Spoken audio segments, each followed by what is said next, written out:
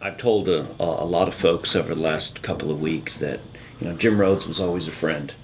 I worked on 7 of his campaigns. We served together in Harrisburg for 24 years, but I've developed a whole new respect for him just in the last couple of weeks. I knew what he had done locally. I'd worked with him at Air Products to try to hold on to existing jobs. I'd worked with him at Tidewood Park to try to bring new jobs here. I'd worked with him at Penn State. I'd worked with him at El Tri-C. But I didn't know what he was doing in Walnutport. I didn't know what he was doing up in the Poconos. And so everywhere I've been over the last few weeks, I've been getting a whole new collection of, oh, well, Jim Rhodes helped us with this, or Jim Rhodes helped us with that. As I've said, I think, to each of you, this is a campaign I never expected to run. And so it's been very, very interesting, to say the very least. The main point that people come up on the street to talk to me about, or when I'm out at the fireman's breakfast or whatever, is usually about jobs and the economy. I think that's consistent with the issues that I've been working on for a long time. Certainly at Tidewood Park, we can point to the fact that we built it up from 0 to 500 jobs, but there's still room for expansion. And so I think that's critical in this economy. Those jobs were important when times were good. They're certainly important when times are bad. A lot of that, too, can be seen on the main streets in Tamaqua and Hamburg. We've even done the smaller projects I've talked to you about in the past in Ringtown and McAdoo. And so whether the jobs are on Broad Street in some of our renovated downtowns, or whether they're out at the end of town in the industrial park, they're very important to the future of this area. Since I was first elected, I've spoken a lot about the need to try to create opportunities so that our young people can stay here. I felt strongly about that 20 years ago. I certainly feel strongly about it now. When my daughter graduates in May, she'll be part of the 4th generation of my family and my wife's family to graduate from Tamaqua High. And we would certainly like an opportunity for Elise or her brother or all her cousins to come back to this area. Education is a critical component in job development, in job retention, in job creation. That's why I worked so hard to work with the Morgan Foundation to bring Lehigh Carbon Community College here for the first time. That's why I've worked with so many people at Penn State to try to expand their opportunities there. And I'm just thrilled that people today can get a 4-year degree on High Street in Tamaqua or down in Schuylkill Haven. That really makes it very possible for people to complete their educations who, for one reason or another, found some pretty serious obstacles in the past. Taxes, regulations, those are important components of a job climate too. I have voted for a lot of tax decreases over the years. We understand that this is going to be a very, very, very tight budget, but I've spoken out on the governor's proposed tax increases and have basically said that this is the wrong time to even be thinking about tax increases. I've also talked a lot on the streets and at those firemen's breakfasts about property taxes. People hate the school district property tax system, and we have tried to tweak it so many times in the past. Those tweakings have not been successful, and you've heard me say it before, that we just need to scrap the system and start all over again. I've introduced the legislation to put 4 of the main ideas on the ballot this November in the hope that when one passes, some of my colleagues who've been voting no, no, no on property tax elimination will get the message and will vote yes. Representative Goodman actually referred to that at the meeting up the street at the Sovereign Center. He called that a terrific idea because we've just been always 10, 20, 30 votes short, and so we're looking for some kind of a new idea. In addition, at least half of the job of a state senator is the same as a state representative. Those constituent service offices are so important. I have had people come up to me and say, I voted for you because your staff solved this problem. They weren't really focused on the big issue. They were focused on what was their individual problem on that given day. And so certainly I've told the folks up in Monterey City that I want to keep that office open that Jim Rhodes established in 1980. I believe we need to do an office here in Pottsville. We need to open an office in Pottsville as well. Representative Harhart has an office in Slatington that she has said I can share with her at no additional cost. Senator Brown has one up in the Poconos, right on the boundary line, that I can share there as well, just as I did in Hamburg with Senator Rhodes. And so I guess those are the main points: jobs, the economy, and just solving everyday problems. We'll be going back into some of them. Okay, in fact. sure. So if Ben, you want to start with? Yeah, back to education for a second. I mean, nobody knows more than you the expertise that Senator Rhodes had in the education field. How are you going to make up for both the loss of seniority, chairman of the Education Committee, and just in general his expertise on issues like that? It will be a challenge. I mean, I do have a doctorate in public policy, but it's very different from the background that Senator Rhodes brought to the Senate. The Lieutenant Governor has promised me several committee assignments. Education is one, appropriations is one. I asked for both of those so that I can continue some of Jim's work in that regard. The same thing, he and I had worked together on blight legislation, and so I've been promised a seat on urban affairs and housing. The one unique thing in the Senate is seniority isn't nearly as important as it is in the House. People in the Senate get a committee chairmanship after a year or two. Right. And so, in the House I had to wait 16 years. The other difference in the Senate will be, I am convinced I will be able to do more for the people of this region as a senator than I can as a representative, solely because I'll be moving from the minority to the majority. Right. And so that was a critical, I think, part of my decision-making process. Right. Kind of related. Is that because it's fewer people, why it's easier Yeah, to move up? there's the same number of committees, and Right. yeah, Yeah. bigger fish, smaller pool. On a related note, do you worry a little bit that people are going to look at you and measure you against what Senator Rhodes did when in education and other issues as well? I was speaking to some firemen about that issue in Shenandoah last night, and they have said pretty much what others have noticed and said, look, you have your own identity.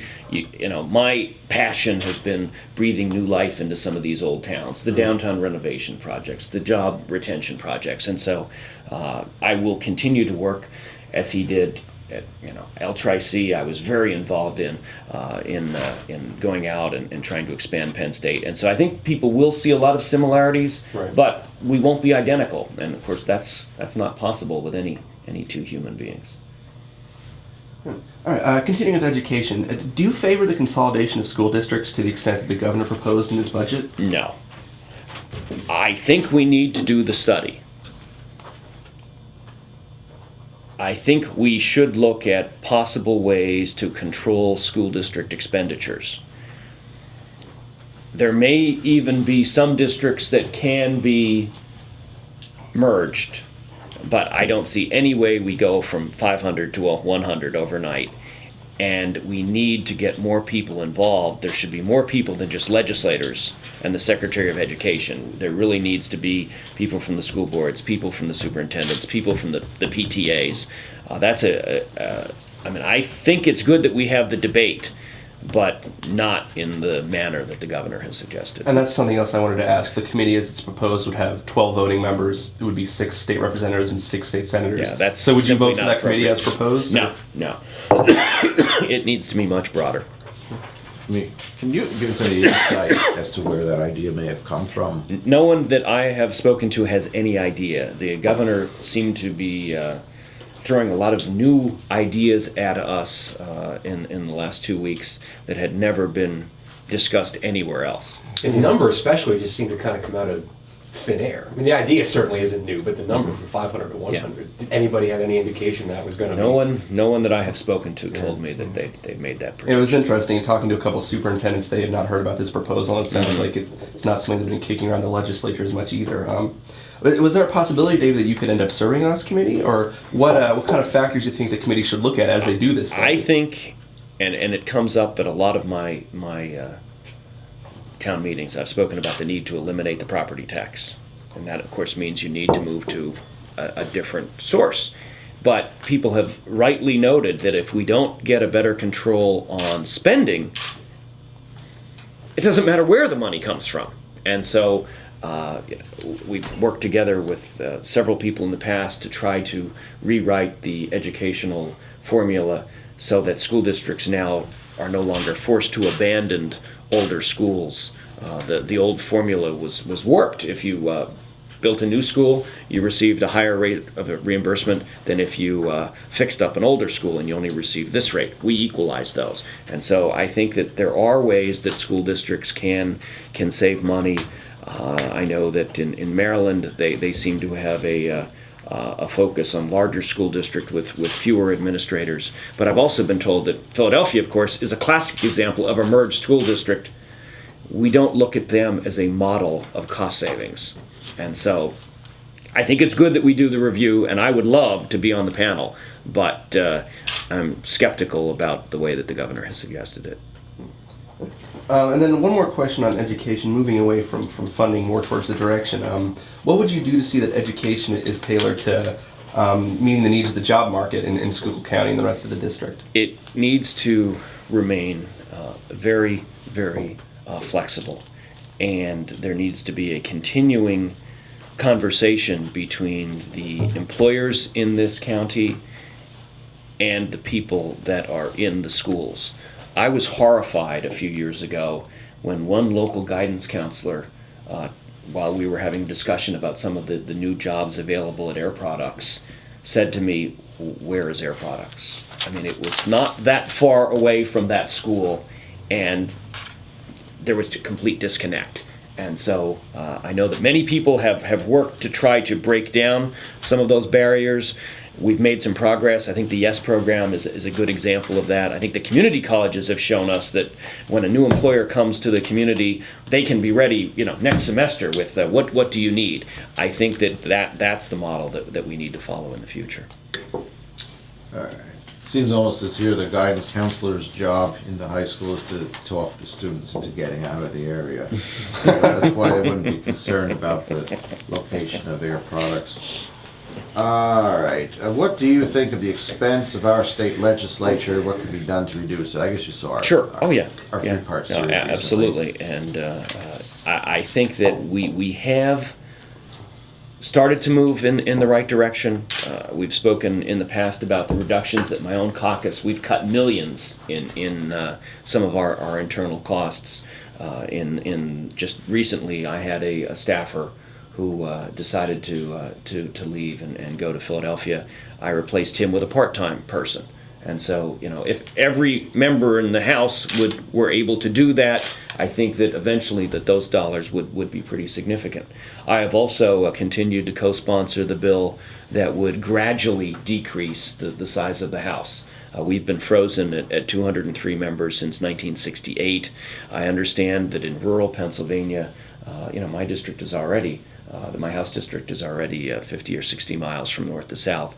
I understand that there is a dynamic that you don't want to make the districts too big, but the bill that I've co-sponsored with Rob Kaufman from down in Chambersburg would essentially say we would lop 10 seats off every 10 years, and so in 40 or 50 years, I think we would be in a more manageable size. What's the target number there? I think 140, 150 was the target. Yeah. I think it might be a better idea to knock out one of the houses altogether, but maybe not necessarily. One state in England did it. Yeah, Nebraska. Nebraska did it. Maybe not necessarily knock down the number of legislators, because, as you said, you don't want one guy representing. It'd be like a congressional district. Mm-hmm. For example, our congressional district covers this county and Lebanon County and Dauphin County and parts of others. What is it, close to 1 million people? Maybe a congressman represents. I'm trying to think. It would be there's no at way least a half could, a million. There's no way he could meet all those people. Mm-hmm. But now a state legislature is more in contact with more people, a greater percentage of the people he represents. Do you think perhaps if we could be the second state in the union to go to a unicameral legislature? That bill has been introduced. I guess that was the original model of Pennsylvania state government in the 1770s. Mm-hmm. But I'm not sure anyone sees that as a realistic possibility of trying to get that one through. I suppose you don't hold that much hope for a part-time legislature or a state constitutional convention. I think a constitutional convention would be very helpful. We made some pretty major strides in 1968 when I teach my one night a week class on Pennsylvania government every other semester. The students and I have spent some considerable time on that. And the world has changed since 1968, so I think that would be appropriate.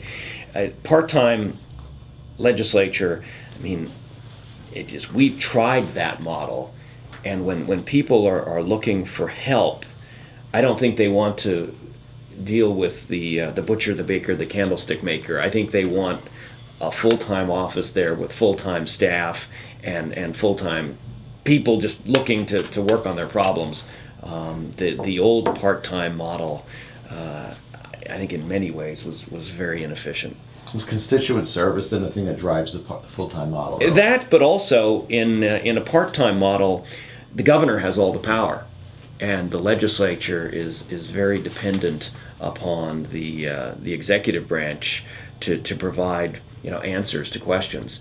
And God help you if you're on the wrong side of the partisan divide with the governor. And so that wouldn't be something that I would advocate. So it'd be a better. So if we were to put those two there, part-time legislature or unicameralism, you would be more in favor of unicameralism, but part-time legislature. I'm skeptical on both, quite honestly. Explain a little bit your opposition to the Boscov loan guarantee now.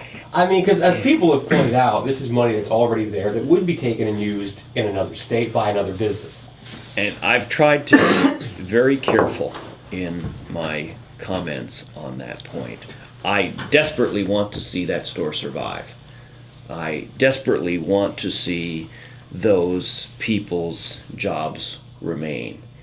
I am skeptical, however, that I guess I'm hopeful that the store can survive without any state assistance. Like you, I suspect I was very pleased when I saw that they had a month of December. I spoke to Mr. Boscov about that when he was actually there for the governor's budget speech, and so I'm hopeful that they've turned the corner. But that's really where I'm at. It's part of the problem, like, where do you draw the line? Because there's businesses that fail. I mean, Stephen Barry's just went out of the Frackville, Schuylkill Mall in Frackville a couple months ago, and there was no state aid that came in there, but there is for Boscov's. Is that part of the problem? Yeah. Changing gears a little bit, I want to talk to you about third-party ballot access, which, as you know, is a pretty contentious point in this election. Do you think third parties have access to the ballot right now? Considerable access to the ballot? Adequate access? We have certainly seen third parties, compete. I mean, Mr. Baylor was able to run in November. Right. And so I wouldn't have any objection to reducing the number of signatures. Right. But I don't know that just anyone should be able to have immediate access to the ballot. There needs to be some kind of a challenge involved. Right. When I ran as a House member, I needed to collect so many hundred signatures, and so I think it's more than simply signing your name on a document. Right. But no, I know that we have seen in the past some of the signature limits were set pretty high. Right. And so I wouldn't mind visiting that. Right, particularly in this short time frame, Yeah. special elections. Hard to track that many people down, I guess. Any other things that could further ballot access? I guess the main thing is the signature requirements. Mm-hmm. So perhaps if they were lowered, it might make it easier for other parties to form as well. What about do you think the requirements ought to be raised on the standing part, the two long-standing parties, or do you think it's a just thing that because they won X amount of votes in the last election that they're I think it's not automatic, no, it's Yeah. kind of a token. most of signatures. us just to be careful. I mean, when I have to turn in 300, I usually shoot for closer to 2,000. It's because that sometimes people will say, "Oh, of course I'm registered," and you find out that indeed they're not. And so I don't know that would really make much difference. Who does that? For example, you who would do that? Be somebody? Your campaign committee, I imagine. Yes, People who would we have a to do lot of that. volunteers that, and some of them are, willing to go out and literally bring you 50, 100 signatures within a week. Do you get much help from the party, the statewide party, on that? Mostly that's done with our own volunteers. Okay. All right, well, turning to the newly updated state right to know law, a local district court here in Pottsville is charging twice the maximum fee for photocopies as recommended by the Office of Open Records. They set the rates for local and commonwealth agencies. Judicial agencies can set their own, although the Office of Open Records asks that they stick to that formula to keep uniformity. Their recommended maximum is 25 cents. The local district office is charging 50 cents, which is also much more than a for-profit business, say Staples. I mean, do you think anything needs to be done about that? Do you think that's in the spirit of a... It is certainly not in the spirit of the law, and I'm surprised that that's the first time that I've heard that. I know that in the past, whenever the General Assembly would try to write the rules for the judicial branch, we would get our fingers snapped pretty quickly, and the judges would come in and say, you can't do that under the terms of the law. And so my guess is that's why that law would have been written in that way. Right. Now, legislative agencies can also set their own rates. Would you vote for legislative agency fees to exceed that maximum? Absolutely 25 not. cents? No, I think that they should be as What do you as guys reasonable charge? as possible. I have no idea. And this is the first we've heard of it too, obviously, since just, the new law coming into effect on January 1st. We're kind of seeing what different agencies are charging. This is the first time we've encountered being charged, really, at all. Usually Not only- in my office, we just do it. We don't charge, and so that's... I think that's part of the confusion, is some district courts continue to just give them away, Right. and then others are charging twice the Yeah. recommended amount. I don't So know it's what sort the of chief all over clerk the place. costs. I know if someone comes to my office in Tamaka-Orgersburg, we just make the copy. Right. All right. If elected, do you have any thoughts on who ought to fill the vacancy thus created in your district? No, I have several good friends who are, I think, considering it very qualified. I have just asked them all to just be patient and help me get through this election in the next 2 weeks, and then we'll discuss that. What I will, however, advocate is that it be done on the primary election day on May 17th. So that way there will be no additional cost to the taxpayer. Can that be done? Is that within Yes. the law? Yes. What would be involved in getting that person? Would it be another meeting? Yeah, it would be very similar Smaller one to though, what we because just it's saw. your Yes. district. Okay. Do you think that's a realistic time frame to get all that crammed in? Well, right now, this is the only election in the state, Yeah. and so I would hope that they could certify the election within a few days Right. of March 3rd, and that then gets you within the you still have time to meet the 60-day deadline that's required in the law. Would that be the election in with the primary to fill your vacancy? Sure. Not a primary. That's to right. It vote would be again, you want a it. convention and then a special election again. All right. We're certainly then- learning a lot about the special election process, yes. Yes, I'm other sure you areas are, have gone too. through this, but it's all new. Yeah. And then of course Something that else. person would be up for a re-election then the next autumn. Yes. Anything else, Ben? You want to ask? All right, anything else? No. Okay, Dave, you can summarize for us if you wish. Okay.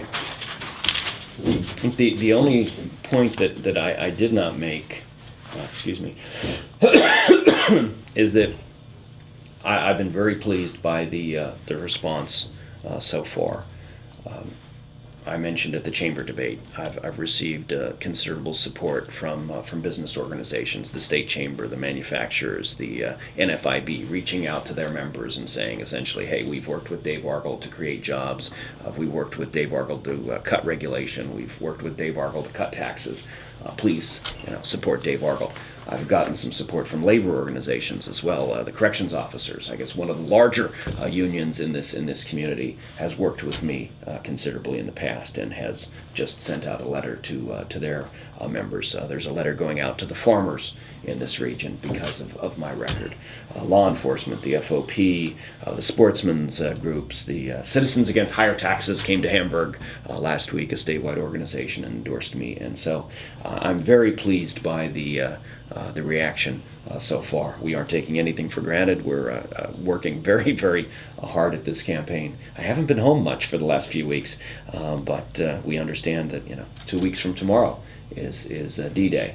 And so whether the issue is jobs and whether the issue is the environment, I've worked with people in cleaning up rivers and cleaning up some of the sins of the past in some of our open pits, the tire dumps. I've worked with people on trying to bring new bridges and highways to the community. And so in many ways, the job of a state senator is very similar to the one that I have been doing in the State House, in the kind of the central portion of the district. But I have enjoyed campaigning in some of the communities where, I've known people for a long time. I talked to you about Port Carbon, but I was never able to actually conduct a campaign in those communities before. And so that's been actually a lot of fun.